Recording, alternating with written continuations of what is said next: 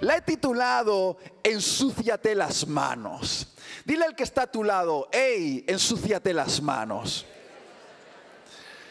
Quiero dar un cierre a una de las series que habéis estado abordando en estas semanas llamada La Gran Omisión. Y quiero hacer un énfasis en esto porque pienso que no es una serie más en vuestra iglesia. Es parte de la esencia que el Señor quiere imprimir en esta comunidad. La misión como el centro del corazón de Dios. Y me gustaría decirte en los próximos minutos cómo Dios espera que seas una iglesia de manos sucias. Acompáñame al Evangelio de Lucas, capítulo 10, versículos 25 en adelante. Dice así: He aquí un intérprete de la ley se levantó y dijo para probar a Jesús: Maestro, ¿haciendo qué cosa heredaré la vida eterna? Él le dijo: ¿qué está escrito en la ley? ¿Cómo lees? Aquel respondiendo dijo: amarás al Señor tu Dios con todo tu corazón y con toda tu alma y con todas tus fuerzas y con toda tu mente, y a tu prójimo como a ti mismo. Y le dijo Jesús: bien has respondido, haz esto y vivirás. Pero él queriendo, ¿qué dice ahí? Queriendo justificarse a sí mismo, dijo a Jesús: bueno, Jesús, ¿y quién es exactamente mi prójimo? Respondiendo Jesús le contó esta parábola. Un hombre descendía de Jerusalén a Jericó y cayó en manos de ladrones, los cuales le despojaron e hiriéndole se fueron, dejándole medio muerto. ¿Cómo le dejaron? Medio muerto. Aconteció que descendió un sacerdote por aquel camino y viéndole pasó de largo. Asimismo un levita llegando cerca de aquel lugar y viéndole pasó de largo. Pero un samaritano que iba de camino vino cerca de él y viéndole fue movido a misericordia, y acercándose vendó sus heridas, echándoles aceite y vino, y poniéndole en su cabalgadura lo llevó al mesón y cuidó de él. Otro día al partir sacó 2 denarios y los dio al mesonero y le dijo: cuídamele, y todo lo que gastes de más yo te lo pagaré cuando regrese. ¿Quién pues de estos 3 te parece que fue el prójimo del que cayó en manos de los ladrones? Él dijo: el que usó de misericordia con él. Entonces Jesús le dijo: ve y haz tú lo mismo. Por favor, préstame toda la atención que te sea posible en los próximos minutos. Porque de lo que voy a hablar hoy no es un asunto periférico de nuestra fe. Es un asunto central de nuestra fe y tristemente un asunto muy olvidado de nuestra fe.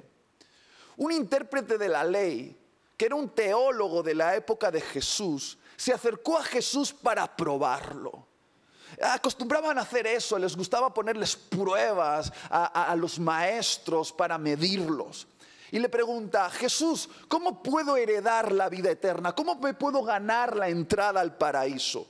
Y Jesús le dice: bueno, tú conoces los mandamientos y la ley, ¿cómo la resumes?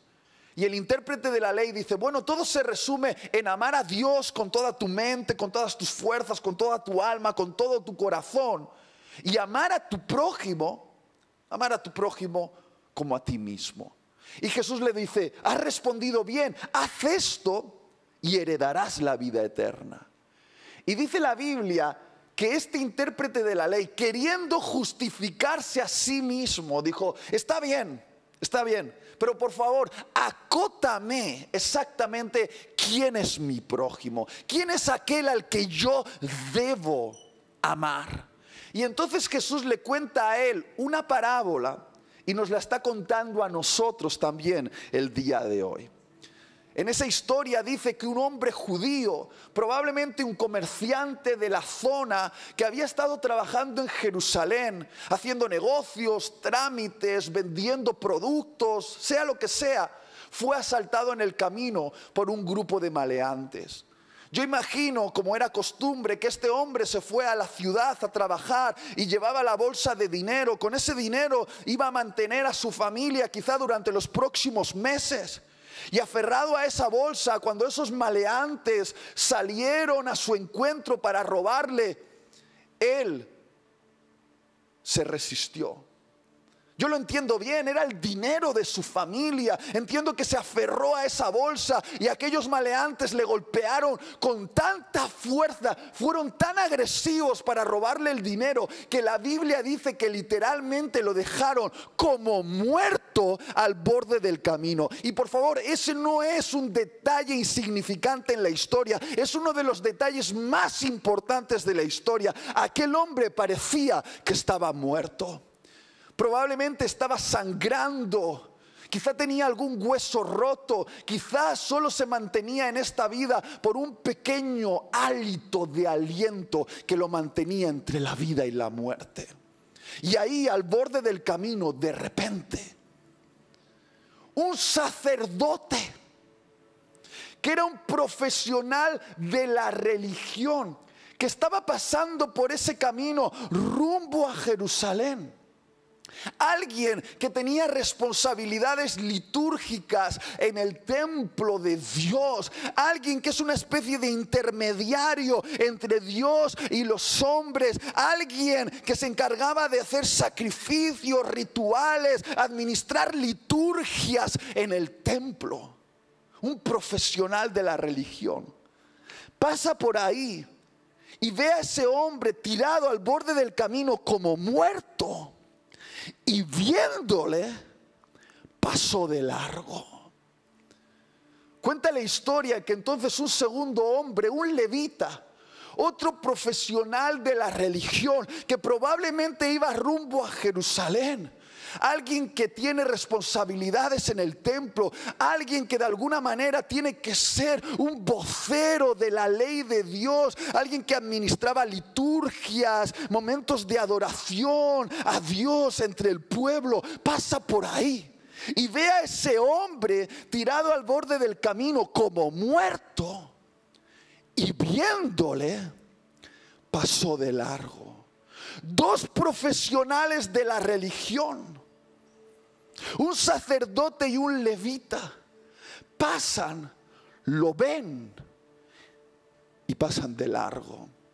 Pero cuenta la historia que entonces un samaritano, alguien que no era un profesional de la religión, alguien que probablemente era un comerciante que iba rumbo a Jerusalén a hacer lo suyo, sus negocios, pasa por ahí y ve a ese hombre como muerto, tirado al borde del camino, y viéndole sintió misericordia. Y esa misericordia hizo la diferencia en esta historia. Esa misericordia empujó a aquel samaritano a acercarse a aquel hombre. Tenía que comprobar si estaba vivo o muerto. Quizá le puso los dedos en el cuello para ver si tenía pulso y descubrió que todavía estaba vivo. Entonces abrió su mochila y sacó vino para desinfectar las heridas de aquel hombre. Luego sacó aceite para vendar las heridas de aquel hombre. Quizá con mucho cuidado, porque tendría algún hueso roto, tomó a aquel hombre y lo puso sobre su cabalgadura. Probablemente era un asno, que era un método de transporte de aquella época. Lo pone sobre la cabalgadura y él va andando durante kilómetros bajo el sol abrasador de Israel. Lo lleva a un mesón y al llegar al mesón le dice al mesonero: todo lo que gastes en los cuidados de este hombre, comida o medicina, ponlo a mi cuenta, yo lo voy a pagar. Y al terminar de contar esta historia, Jesús espera que el intérprete de la ley se sienta identificado en ella, y espera que tú y yo hoy, 2000 años después, también nos sintamos identificados en esta historia. Y quiero ser bien claro, Edwin, mira, yo soy un niñito de iglesia. A mi mamá solo le faltó parirme en la banca de una iglesia. Yo llevo años dentro del contexto religioso y he escuchado muchas predicaciones acerca de la parábola del buen samaritano. Y durante años, rara vez he escuchado a alguien decir que se siente identificado con el sacerdote y el levita. La mayoría de personas dicen, mira, quizá yo no sea tan generoso, tan lleno de bondad, tan entregado como el buen samaritano, pero lo tengo claro, yo no soy un demonio. Yo no soy una persona tiránica, yo no soy tan cruel como esas bestias, sacerdote y levita. Probablemente no soy tan misericordioso como el buen samaritano, pero lo tengo claro, yo no soy un monstruo. Yo no soy un monstruo como el sacerdote y el levita. Queridos, tendemos a demonizar al sacerdote y al levita porque no entendemos sus razones. Porque no entendemos el sistema de pensamiento que operaba en sus mentes. Porque si entendiésemos cómo ellos pensaban, entenderemos por qué ellos actuaron como actuaron. Y una vez que entendamos cómo piensan, quizá tú y yo, si somos lo suficientemente humildes esta mañana, tendremos que admitir que nos parecemos un poquito al sacerdote y al levita. Por lo tanto, en los próximos minutos voy a hacer un esfuerzo con ayuda del Espíritu Santo de que tú y yo entremos dentro de la mente del sacerdote y el levita. ¿Estás listo para esto? Dale un codazo al de al lado y di, prepárate. Desde el principio voy a ser claro y voy a dar la respuesta, ¿está bien? Ahí va, toda tu atención, por favor. El motivo por el cual el sacerdote y el levita dejaron a aquel hombre como muerto, tirado al borde del camino, no fue por una cuestión de maldad, sino fue por un estricto cumplimiento de una ley ceremonial de limpieza litúrgica. Lo voy a volver a decir. El motivo por el cual el sacerdote y el levita dejaron a aquel hombre como muerto, tirado al borde del camino, no fue por una cuestión de maldad, sino que fue por un estricto cumplimiento de una ley ceremonial de limpieza litúrgica. Lo que quiero decir es que el sacerdote y el levita eran profesionales de la religión. Y en el libro de las leyes para los levitas que Dios pronunció, estaban escritas ciertas leyes de limpieza ceremonial que los profesionales de la religión tenían que cumplir.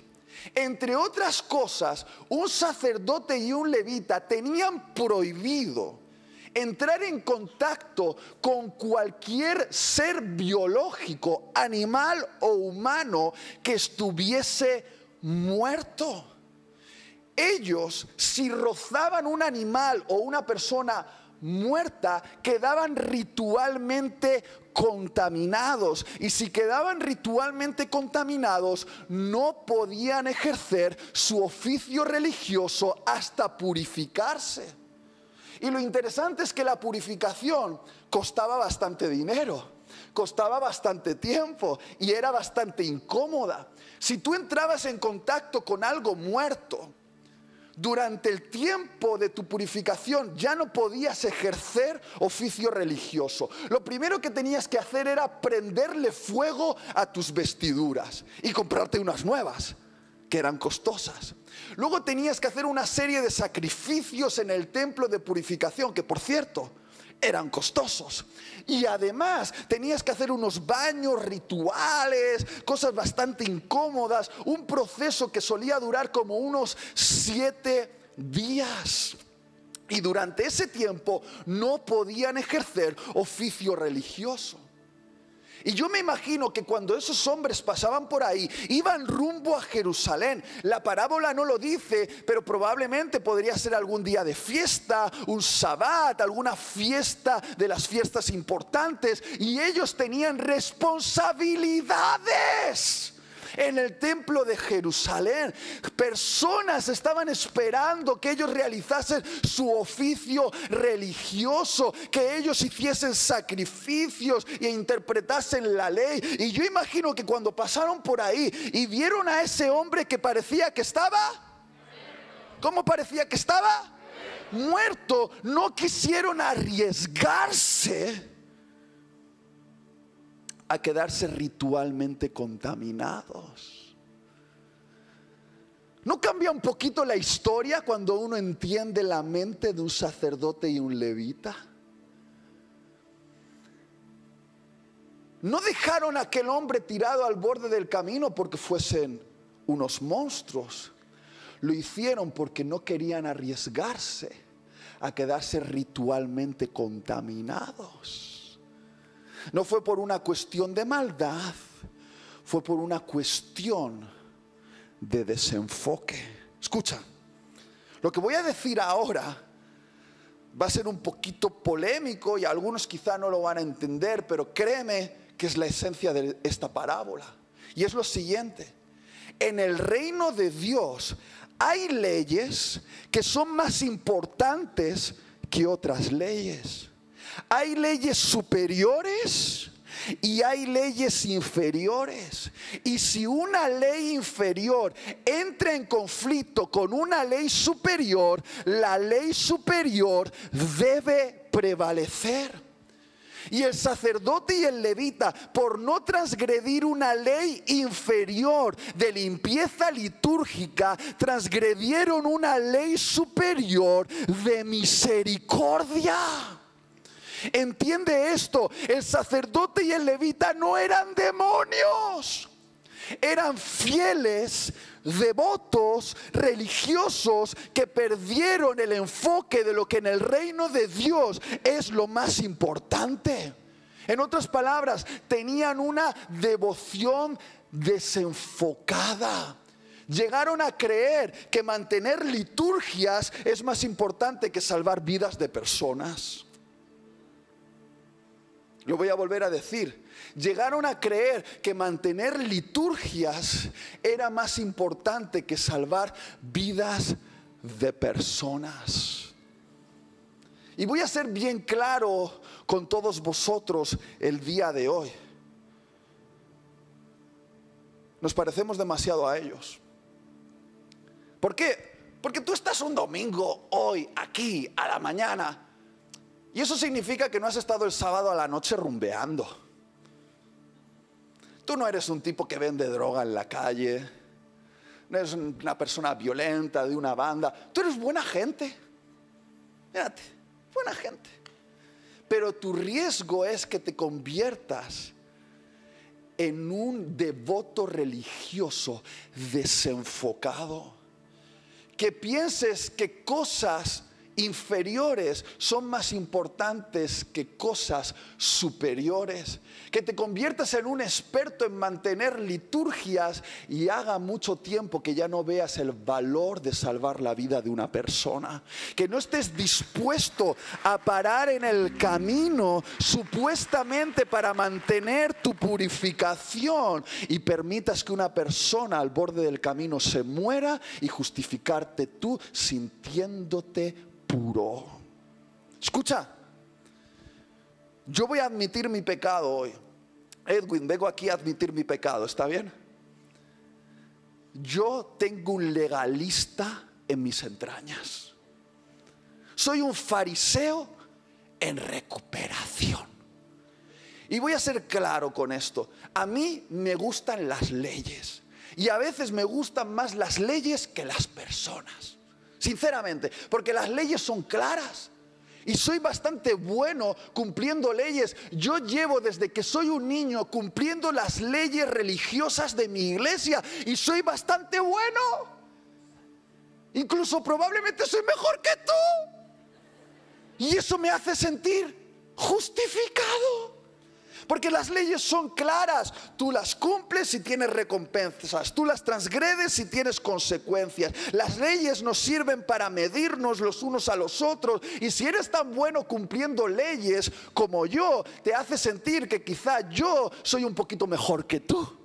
Las leyes son claras, las leyes están ahí, son inamovibles, las leyes son fáciles de entender, pero las personas están locas, de verdad. Y yo pienso, muchas veces, me cuesta admitirlo, que es mejor mantener leyes que meterse en líos con personas. Las leyes son seguras, me hacen sentir cómodo, me hacen sentir justificado, pero las personas, qué complicadas son. Y yo tengo un legalista aquí dentro que ama las leyes, incluso a veces ama más las leyes que a las personas. Y mi peligro y tu peligro, si lo llegas a admitir, es convertirte en aquello que Jesús llamó un contador de hojitas. ¿Un qué, Itiel? ¿Un qué? ¿De qué estás hablando, Itiel? No puedo entenderlo. Mira, los insultos más fuertes que Jesús pronunció a un grupo de personas no fue a los leprosos, ni a los publicanos, ni a los borrachos. Los peores insultos se los profirió a los profesionales de la religión. Les decían, hipócritas. Vosotros que sois expertos en diezmar de la menta, el eneldo y el comino con una precisión matemática, pero que os olvidáis de lo que es más importante en la ley de Dios, que es hacer justicia, tener misericordia y practicar la fe. Sois unos contadores de hojitas que os sentís justificados por lo bien que las contáis, pero os estáis olvidando de lo más importante de la ley de Dios. Estáis muertos por dentro y encima pensáis que estáis justificados. En aquella época, escúchame, en aquella época la gente religiosa tenía jardines. Y en los jardines sembraban menta, eneldo, comino, que eran aderezos para la comida.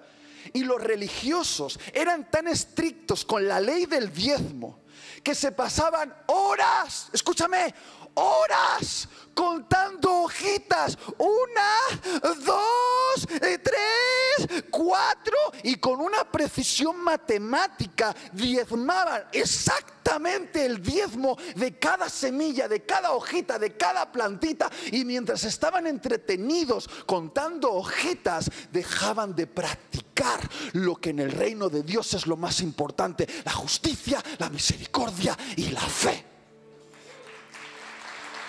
Y ese puede ser nuestro problema: convertirnos en expertos, cumplidores de rituales.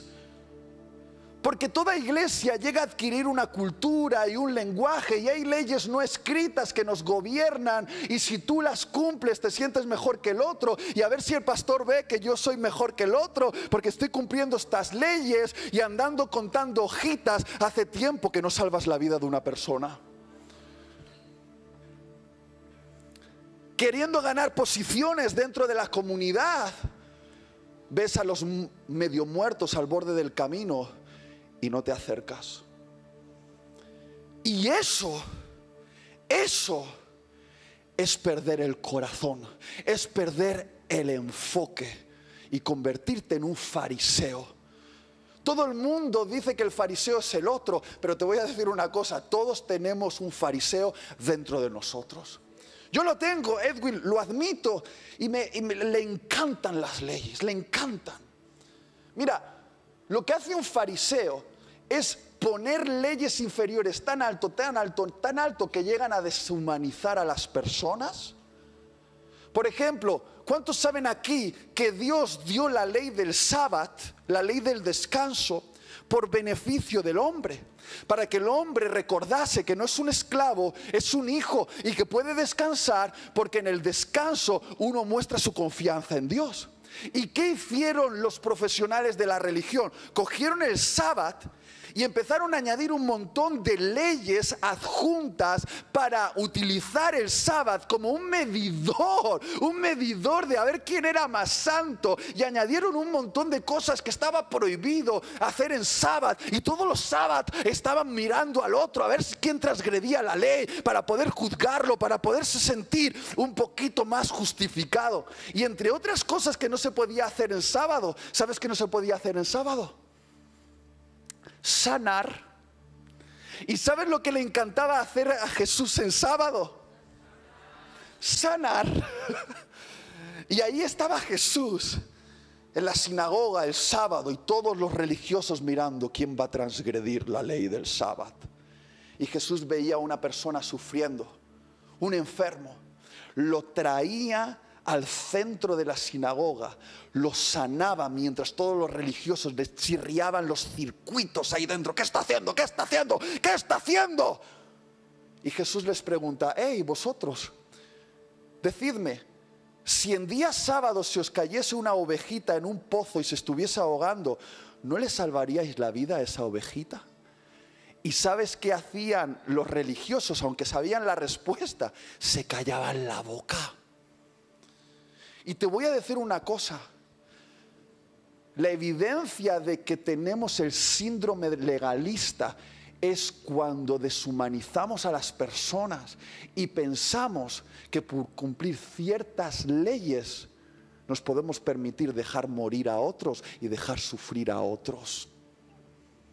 Eso es lo que hace el síndrome legalista, que el sábado sea más importante que salvar la vida de una persona. Deshumanizar. Y Jesús, con lágrimas en los ojos, gritaba desde sus entrañas un grito divino: ¿no habéis entendido lo que significa misericordia quiero? Y no vuestros sacrificios. Dadme misericordia y no liturgias.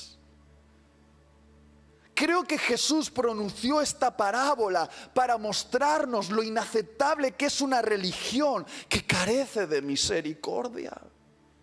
Creo que Jesús nos contó esta parábola para mostrarnos lo inaceptable que es un cristiano que cumple con las liturgias, pero cuyo corazón se ha hecho insensible al dolor del prójimo.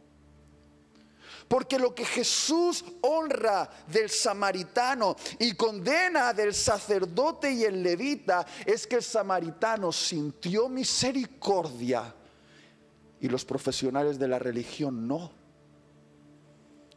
¿Sabes lo que quiere decir la palabra misericordia? Pónmelo en la pantalla. Misericordia es la unión de dos palabras en griego: miser y cordia. Miser, miseria, cordia, corazón. Misericordia significa sentir un profundo dolor en tu corazón por la miseria del otro. Un sinónimo de misericordia sería empatía. Es decir, sentir lo que el otro está sintiendo, que tu corazón se duela al ver la miseria del prójimo. ¿Qué sería lo contrario a empatía? Sería apatía. Que si hay una pandemia en nuestra generación, no es la del COVID, es la de la apatía.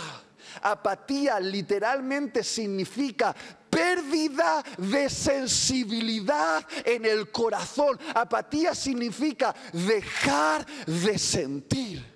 Y una iglesia que deja de sentir, una iglesia que pierde el corazón, es una iglesia inútil para los propósitos de Dios. Una iglesia cuyo corazón ha dejado de sentir dolor al ver la miseria del prójimo no le sirve para nada a Dios en una ciudad. Aunque mantenga un edificio, aunque cada domingo haga rituales, cante karaoke y tenga un sistema, si esa iglesia pierde el corazón, esa iglesia no representa a Dios en esa ciudad.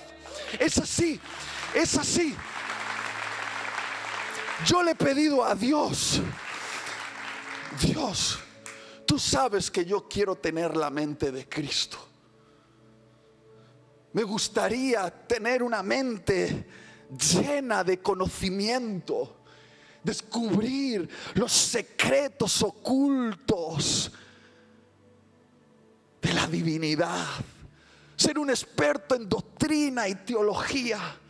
Dios, dame la mente de Cristo, pero no me la des sin antes darme el corazón de Cristo.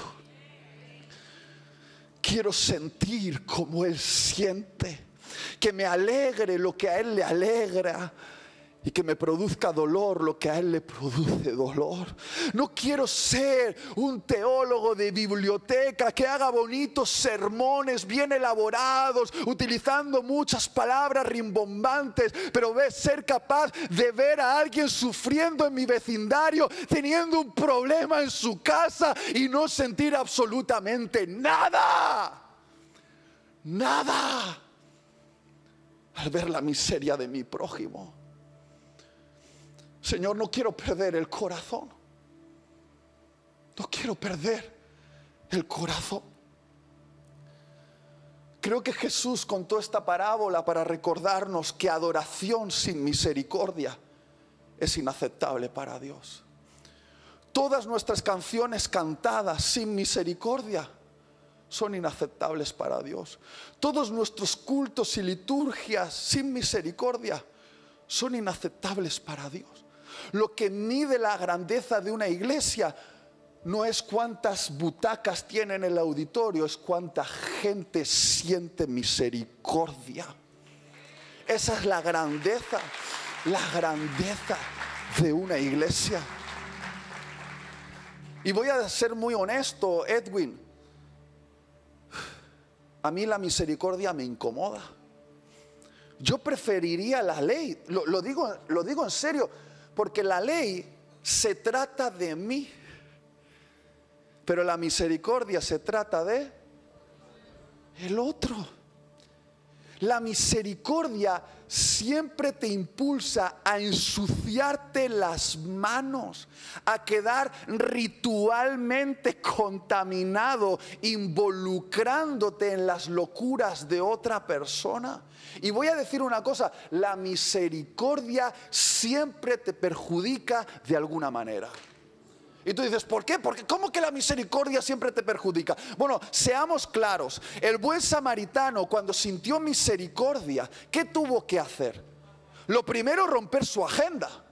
Porque entendemos que él iba rumbo a Jerusalén, quizá tuvo que anular algunos negocios, perdió dinero, pero la misericordia hizo que se parase para atender a un desconocido, perjudicándose a sí mismo. Luego usó de su aceite y de su vino para sanar las heridas de un desconocido. Luego tomó a ese desconocido, lo puso sobre su cabalgadura y él fue andando durante kilómetros bajo el sol abrasador de Israel para que un desconocido ocupase su lugar cómodo en el burrito. Luego llevó a ese desconocido a un mesón y le pagó de su dinero la alimentación y las medicinas. Dime, si sientes misericordia vas a perder dinero.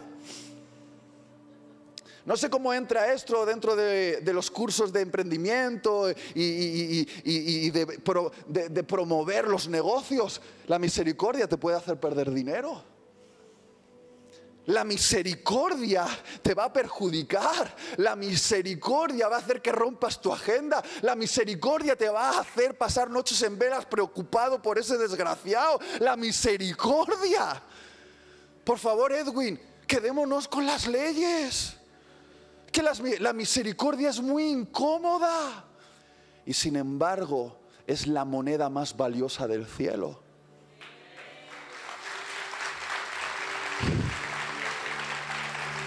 No sé si me estoy explicando. Qué horrible sería presentarse delante de Dios con las manos limpias por no haberlas ensuciado ayudando al prójimo. Querido hermano, querida hermana, yo no quiero presentarme en el día del juicio final delante de Dios con mis manos limpias. Yo quiero presentarme delante de Dios con mi corazón limpio, pero con mis manos bien sucias por haberlas ensuciado, metiéndolas en el fango para sacar del pozo cenagoso a aquel prójimo que cayó en él y que no puede salir de ahí sin mi ayuda. Yo quiero darle una ofrenda a Dios de manos sucias que se han ensuciado ayudando al prójimo. Esa es la mejor ofrenda. Como que a Dios le sorprende tu dinero, a Dios le sorprende tu misericordia. Tu misericordia sí que le sorprende a Dios. Dale un diezmo de misericordia, dale una ofrenda de misericordia a Dios. Es la moneda de más alto valor en el cielo. Queridos, soy un legalista en recuperación, ¿está bien? Voy a terapia. Antes era peor, ahora estoy mejorando, pero todavía tengo a la bestia aquí dentro, ¡ah!, que se enfarisea, ve algo y ¡ah!, se enfarisea, te quiere morder. Cuidado. Recuerdo que hace unos años atrás yo tenía una ley no escrita, pero que para mí era la que me hacía sentir mejor que el otro. Yo era un niñito de iglesia y siempre estuve involucrado en las tareas de la iglesia. Y entre las leyes no escritas que yo tenía es que el domingo tenía que estar sentado en la primera fila de la iglesia antes de que se tocase la primera nota de la canción. Ahora, ¿cuántos saben que llegar puntual a la iglesia es de buena costumbre y de buena educación? Pero para mí era una ley. Yo estaba justificado porque yo llegaba siempre antes que los demás. Y voy a decir algo que los sabios entenderán y no necesitaré dar explicaciones. Me casé. Y entonces llegar los domingos puntual a la iglesia se hizo un poquito más complicado. Y recuerdo que uno de esos domingos recién casados, yo calculando con precisión matemática, porque así somos los legalistas, lo tenemos todo bajo control. Con precisión matemática yo sabía cuánto tiempo tardaba en llegar a la iglesia, aparcar el coche, entrar, y veía que porque mi mujer estaba en sus cositas ya no íbamos a llegar. Y empecé, escúchame, a faltarle al respeto a mi mujer, a hablarla mal, por un sentido de justicia personal. Es que ¿cómo puede ser posible? Vamos a llegar tarde, tú que no sé qué, es que no eres cristiana o qué te pasa, no sé qué. Agarré a mi mujer de la mano, la saqué de la casa y dije, súbete al coche, vamos, que no vamos a llegar. Arranqué el coche, aceleré y di la vuelta a la manzana y de repente vi a mi vecino que estaba con el capó de su coche levantado, metiendo las manos dentro del motor, con su familia dentro del auto. Estaba haciendo bastante sol en aquel momento y yo sabía lo que había pasado. El tipo se había dejado la luz encendida toda la noche y literalmente se había quedado sin batería. ¿Y sabéis lo que yo tenía en el capó de mi coche? En el maletero. Unas pinzas, ¿se entiende, no? Ahora, cuando yo vi a mi vecino, rápidamente pensé, si me paro, ya llego tarde. Además, si me paro, voy a tener que remangarme la camisa blanca de domingo santificada y pura que tengo, meter mi mano ahí en el motor entre la grasa y luego no tengo toallitas húmedas para limpiarme y voy a llegar tarde, voy a ir sudado, entonces no sé qué hacer. Todo esto en segundos, 10 segundos de pensamiento, pasando rápidamente y viendo a mi vecino tirado al borde del camino con toda la familia dentro del auto, pasando calor, teniendo yo la solución de su problema. Vi a mi vecino y viéndole,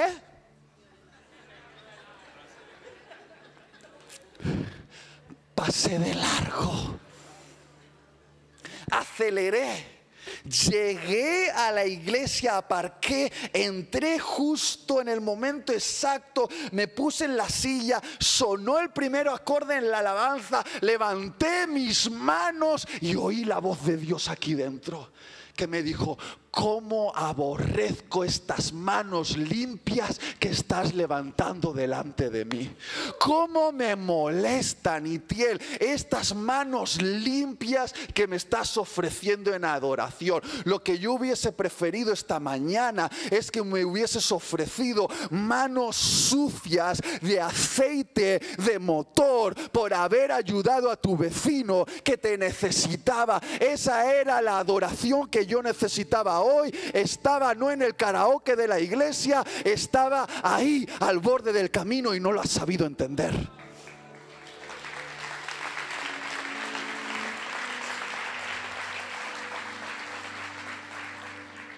Vamos a llegar al final y me gustaría ser bien práctico.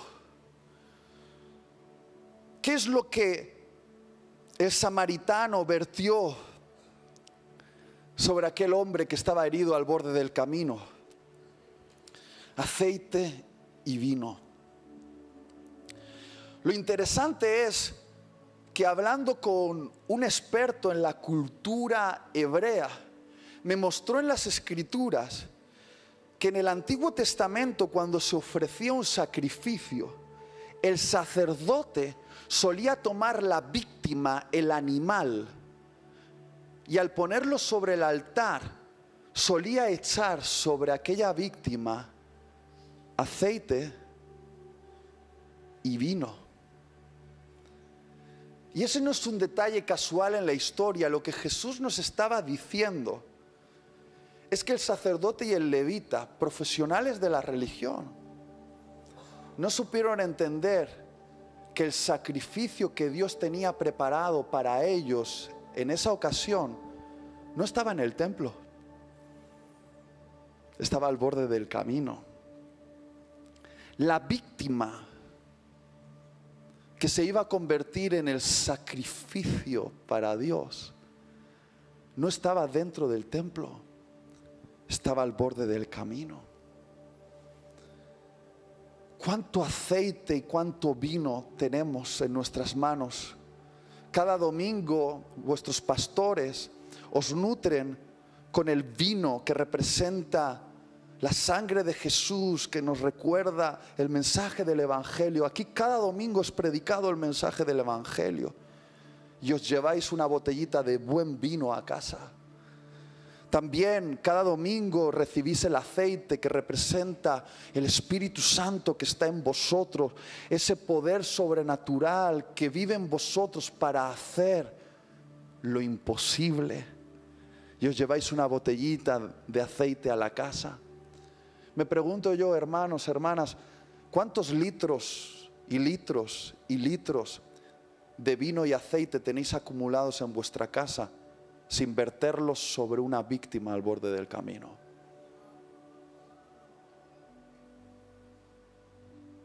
No nos podemos permitir ser una iglesia que aquí los domingos tenga un derroche de vino y aceite, pero que no sepa pararse al borde del camino y verter ese vino y ese aceite sobre los que están sufriendo. Estoy compartiendo este mensaje alineándome con el corazón de vuestros pastores que os han hablado de la gran omisión. La gran omisión es ver a alguien al borde del camino y no sentir nada.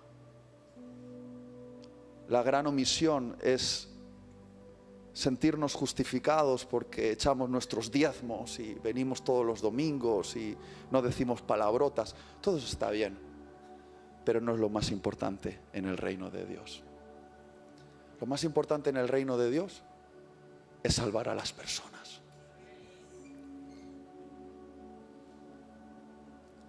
Y las recompensas que vas a recibir en la eternidad están ligadas directamente con la salvación de las personas. Y yo no quiero que tú pierdas tus recompensas eternas. No, es que salvar a las personas es trabajo del pastor. No. Salvar a las personas es lo que justifica la existencia de esta iglesia en Miami. Una iglesia que no salva a personas no justifica el motivo de estar abierta y gastar electricidad en aire acondicionado. Mejor cerrar. Estamos aquí para parar y ver la necesidad al borde del camino y comprometernos. Echar nuestro aceite, nuestro vino, subirlo sobre nuestra cabalgadura y poner de lo nuestro para traer a alguien al mesón de Dios. Tengo una noticia: esta iglesia es el mesón de Dios para los heridos. Aquí se les trae. Qué bonito aplauso, pero tengo un desafío. Un desafío. Quizá el próximo año, quizá pase por aquí. ¿Quién sabe? Y os propongo que de aquí a un año, toda persona en esta iglesia se comprometa a traer a uno más al mesón. Uno. No te estoy pidiendo multitudes. Uno. Una. Un vecino, un familiar, un amigo. Empieza a orar por uno. Dios, dame una oportunidad. Dame a alguien al borde del camino. Dame a alguien sobre el cual pueda derramar este aceite y este vino. Dame a alguien, dame a alguien, dame a alguien. Dame a alguien. Uno. Y que el próximo año vea que esta iglesia se ha multiplicado porque ha entendido el valor de uno.